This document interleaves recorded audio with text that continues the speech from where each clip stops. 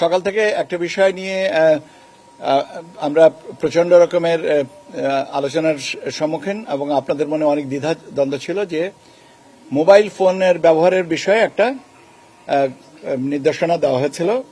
এখানে বলা হয়েছিল যে 400 গজের ভিতরে এটার সীমিত রাখতে হবে বা এর বাইরে রাখতে হবে।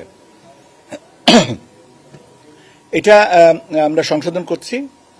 মোবাইল ফোন নিয়ে ভোটাররা ভিতরে যাবেন এবং প্রার্থীরা যাবেন, তাদের এজেন্টরা যাবেন এবং আপনার তারা ছবি তুলবেন, কিন্তু গোপন কক্ষ যেখানে স্টাম্পিং হয় সেখানে করবেন না। তো এই পরিপত্রটা আমরা সংশোধন করে দিচ্ছি যাতে এর ব্যাপারে কোনো রকমের দ্বিধা না থাকে। এখন বাট কিছু রেস্ট্রিকশন থাকবে, যেমন আপনার polling agents, polling officers, assistant presiding officer, তাদের কাছে এটা রাখবো না, রাখার বিষয় নেই। তারপরে আপনার যেমন আইন শৃঙ্খলা বাহিনীর একাধিক সদস্য থাকেন, সবার কাছে কি থাকবে না। তো কাজে ওই জায়গাটাকে একটু ফিল্টার করে আপনাদের দিচ্ছি। তবে আপনাদের যে স্বাভাবিকভাবে যে প্রশ্নটা ছিল, কৌতূহল ছিল যে ভোটাররা এবং সংবাদকর্মীরা বা অবজারভার্সরা এটা নিয়ে ভিতরে যেতে পারবেন কিনা, সে বিষয়টা আমি নিশ্চিত করছি যে আপনারা নিয়ে যেতে পারবেন। মা, পিম্পল 5 দিনেই চলে যাবে। যাবে না মা। যাক, নিমের 5 অংশের পাওয়ারে 5 দিনেই দূর হবে পিম্পল। হিমালয়া পিউরিফাইং নিম ফেস ওয়াশ। ঠিক আছে, কিন্তু গোপন কক্ষের ছবি তুলতে পারবেন না। আমার মনে হয় যে এ ব্যাপারে আর আমার ফার্দার কোনো কিছু বলার দরকার নেই। আমি বললামই তো যে কিছু রেস্ট্রিকশন থাকবে, সেটা আমরা ফিল্টার করছি, করে আমরা এটা করে দেব, কিন্তু যে আলোচনাটা ছিল সেটা আমরা নিশ্চিত করে দিলাম। আর এর সাথে আপনার আরেকটা জিনিস আছে যে আপনারা জানেন যে আমাদের আগামীকাল সকাল 7:30 পর থেকে নির্বাচনী প্রচারণা বন্ধ। কাজেই এখন সবাই নির্বাচনী প্রচারণায় তুঙ্গে আছেন।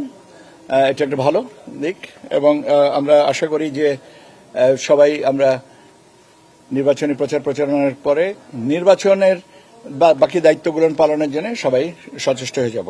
আমি প্রসঙ্গক্রমে আপনাদেরকে এবার বিদেশি যারা সংবাদকর্মী এবং গণমাধ্যম কর্মী এবং অবজারভার্স আছে তাদের সম্পর্কে একটু আপনাদেরকে জানিয়ে দিই।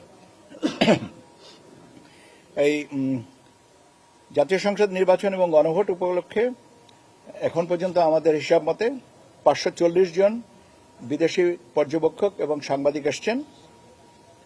এদের মধ্যে এই 540 জনের মধ্যে নির্বাচন কমিশন আমাদের যাদেরকে আমন্ত্রণ জানিয়েছিলাম, বিভিন্ন দেশের নির্বাচন কমিশন এবং আপনার যে ডেমোক্রেটিক প্রসেসের সাথে ইনস্টিটিউশনসের সাথে জড়িত, তাদের থেকে প্রায় 60 জন, বিভিন্ন আন্তর্জাতিক সংস্থা, নির্বাচন পর্যবেক্ষক সংস্থা থেকে আসছেন 330 জন এবং 45টি আন্তর্জাতিক গণমাধ্যম প্রতিষ্ঠান থেকে আসছেন প্রায় 150 সাংবাদিক। এর সাথে এদের মধ্যে যেমন তুরস্ক থেকে আমি যাদেরকে আমন্ত্রণ জানিয়েছেন, তুরস্ক, মালয়েশিয়া, নাইজেরিয়া, ফিলিপিন্স, জর্জিয়া, এই সমস্ত দেশ থেকে আসছেন। বিভিন্ন গণমাধ্যম থেকে যারা আসছেন তাদের থেকে পাকিস্তান থেকে আসছেন, আল জাজিরা থেকে আসছেন, জাপান থেকে আসবেন, BBC news, AP associated press, Reuters, ABC Australia, Deutsche Welle, এর সাথে পাশাপাশি স্পেন, ফ্রান্স, ইতালি, নেদারল্যান্ডস ইত্যাদি ইত্যাদি অনেক অর্গানাইজেশন থেকেও আপনার পর্যবেক্ষকরা আসছেন, সংবাদকর্মীরা আসছেন। প্রায় 330 জন আন্তর্জাতিক পর্যবেক্ষক বাংলাদেশে আছেন বা আসছেন। এদের ভিতরে সবচেয়ে বেশি হচ্ছে ইউরোপিয়ান ইউনিয়ন, তাদের এই পর্যায়ে 223 জন, এটা 250 পর্যন্ত সম্প্রসারিত হওয়ার সম্ভাবনা আছে। কমনওয়েলথ থেকে আসছেন 25 জনা, Asian network for free elections এনফ্রেলের থেকে 28 জনা, ইন্টারন্যাশনাল রিপাবলিকান ইনস্টিটিউট IRI থেকে আসছেন 12 জনা এবং অন্যান্য জায়গা থেকে আসছেন 30 জনা। আগামীকাল এরা মূলত আছেন আপনার হোটেল ইন্টারকন্টিনেন্টালে, তথ্য মন্ত্রণালয় এবং তথ্য সম্প্রচার মন্ত্রণালয় এবং ইলেকশন কমিশনের যৌথ উদ্যোগে আগামীকালকে আপনার ইন্টারকনে আপনার একটা মিডিয়া সেন্টার উদ্বোধন করা হবে। আর মিডিয়া ব্রিফিং আমরা করব এই যারা আসছেন আমাদের সাথে দেখা করার জন্য বা আমাদের ইলেকশন পর্যবেক্ষণের জন্য, তাদের ব্যাপারে আমরা আগামী 11 তারিখ ইন্টারকনে আমরা একটা ব্রিফিং এর ব্যবস্থা রেখেছি।